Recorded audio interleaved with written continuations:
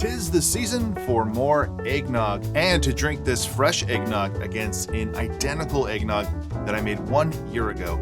This is now year 3 of me making my version of Tiki eggnog, aka the Make and Drink holiday nog, and I haven't really updated the recipe too much for this year, but I wanted to try it against the batch that I made last December and see how well it holds up to aging and how different it will be compared to something made fresh. While this is year 3 of me making this, it's the first time that I set some aside to age, and I'll also need to replenish the stock that I'll be removing to consume for this holiday season. Now, aging your eggnog for an entire year is not essential, but even just several weeks will help mellow out the harshness from the spirits you use and just make it overall taste much better. I made this on a whim a few years ago and just decided to name it Tiki Nog. Is it really Tiki?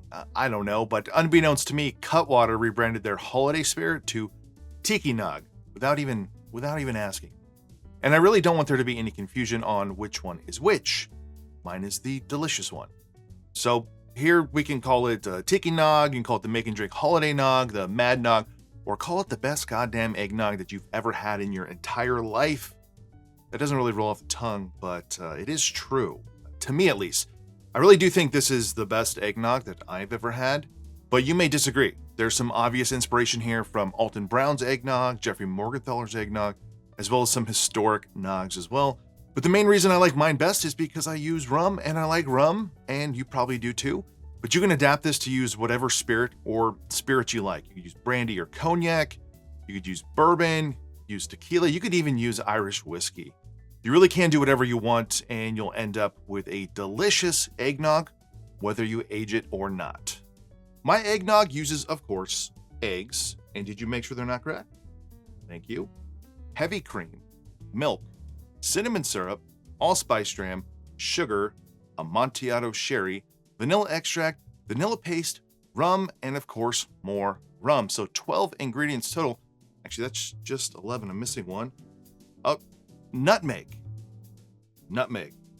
Actually, that one's on me. Nutmeg. So just 12 ingredients total for you to make this delicious eggnog. The one thing I am changing up this year is I am removing the ground cinnamon for a cinnamon syrup, and then lowering the sugar to account for that additional sugar in the syrup. Cinnamon doesn't mix well in liquids, it's hydrophobic, which I am not, I'm a friend to all, but since cinnamon never mixes well, I'm just using cinnamon syrup instead.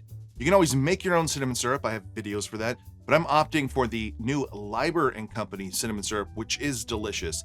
Liber & Co. is sponsoring this part of today's video, and their new cinnamon syrup is not only plenty spicy, but it has a nice flavor to it. Multiple varieties of cinnamon, some nice florality.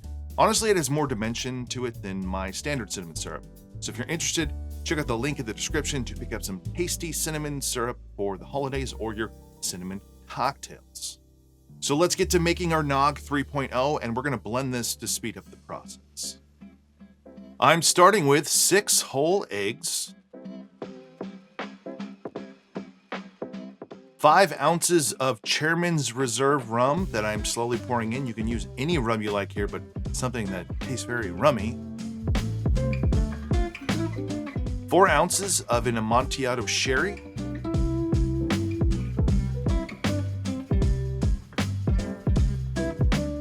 1 ounce of allspice dram.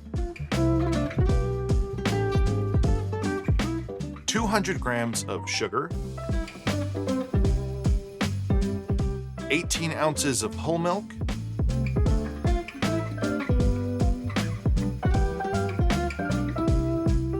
12 ounces of heavy cream.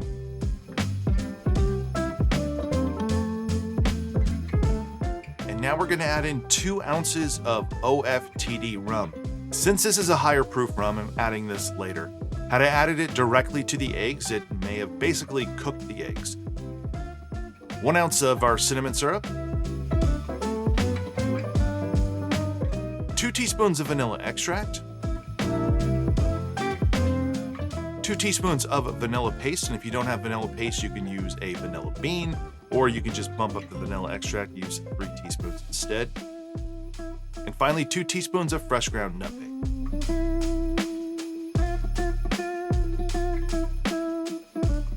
This will yield you about 1.7 liters or 55 ounces, enough for about 2 servings.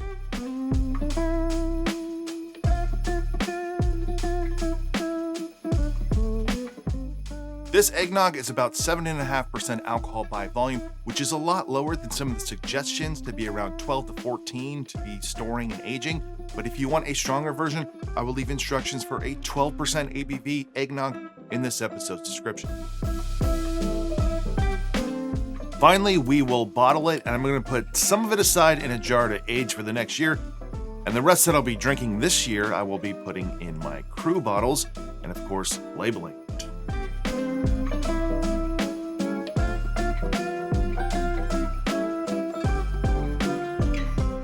All right, let's try it. And before I try it, I did let this chill for about an hour. So it's been over an hour. Some of that time is in the freezer, so it should be nice and chilled. So let's try it, see if it tastes like what I remember. Cheers. Just as delicious as I remember. It is rummy and creamy, and it has some spice elements there. It's a combination of all those spices, the allspice dram, the cinnamon, plus the vanilla, and then a little hint of nuttiness from the Amontillado sherry. If you've never put sherry in your eggnog, you should. And this is a lot less than some of those modern takes on them, like the Jeffrey Morgenthaler version. So it's not as prevalent, but it's still there in the background. I love it, and it is so dangerous. It's one of those things where it's hard to just have a little bit of it. You want an endless amount of it. But before we finish, we have to try it against the one from last year. And upon examination, this has really developed a cream top to it. It's nice and thick, kind of lumpy there towards the top. It's thick there when we're pouring it too. Now, before we jump into this, the first year I made this, I used a local dairy that has a cream top, which you can probably find most places, but I don't suggest doing that. When you use a high quality milk or cream that has like the hardened layer of cream on the top, that gets very difficult to mix in, and it'll separate out later. So then when you have your eggnog in the fridge and you're pulling it out, you're going to have to shake it up, and it doesn't usually incorporate that well. So I would suggest using a high quality milk and cream that is homogenized and not the cream top. That's just my personal preference. So let's try the one from last year. Cheers. They are so different, yet they feel so related to each other because the spice flavors are still there, the vanilla and the cinnamon and the allspice, but the rum is so much more mellow. The best way to describe aged eggnog that I've come to terms with is it's a little bit funky, but not in like a rum funkiness. This might sound off-putting, but like kind of like a cheese. There's a level of something going on there that's complex and rich and deep, but then we're also mellowing out whatever spirit it is. You can use bourbon in one of these, and I've done this before, and by the time you get to the next year, you can't even necessarily taste the bourbon notes. The rum notes are kind of missing here, and they're very strong in this one. Neither one of them, I think, is actually better than the other one because there is a harshness here, but it's only a little note of harshness. The Alton Brown one is very harsh if you don't age it. It's harsh out the gate, and it needs to mellow. Mine you can drink right now. It's not super high ABV intentionally, and it's something you can enjoy now, but it will be better in a couple weeks. Wait a full year, and you're going to get something that just tastes totally different, yet, like I said, somehow still related. I think the best way to describe this for comparing them is that this one feels like I could have a glass and enjoy it, and that's enough. It has like a custardy quality to it, the egginess. And then this one feels fresher and like I want to just keep drinking it nonstop. I don't know which one that makes better. I think they're both great, but the aged version has just transformed itself into something that is richer, but not sweeter, just richer in all of the flavors except for the booze. And then the one that I just made is just creamy and delicious. So there you go, folks. The Make and Drink Holiday Eggnog, never to be repeated again. It'll be the last time I talk about this eggnog. It is my favorite eggnog, and I think you should try it if you never have made the eggnog, or if you've made the tequila sherry one or the Alton Brown one. Compare them side by side. You might find you like it. You might find you like the other ones. But since I'm posting this video in early December, just get to making your eggnog now. Stop buying eggnog from the store. I grew up on store-bought eggnog. There were certain brands that I thought tasted pretty good, and I will never buy store-bought eggnog or a, commercial eggnog that has spirit in it. I'll never do that. It might not be easier, it might not be as cheap, but it is 1,000 times better. No matter what recipe you're following, if you make a homemade eggnog, it is going to be the best eggnog that you have ever had if you have only had those commercial ones. So if you enjoyed this video, please give it a like below. Consider subscribing to this channel, and I'm not done with holiday drinks and nog-like concoctions. If you want to support this channel more, check out my Patreon page. Otherwise, see you on the next one, and happy holidays.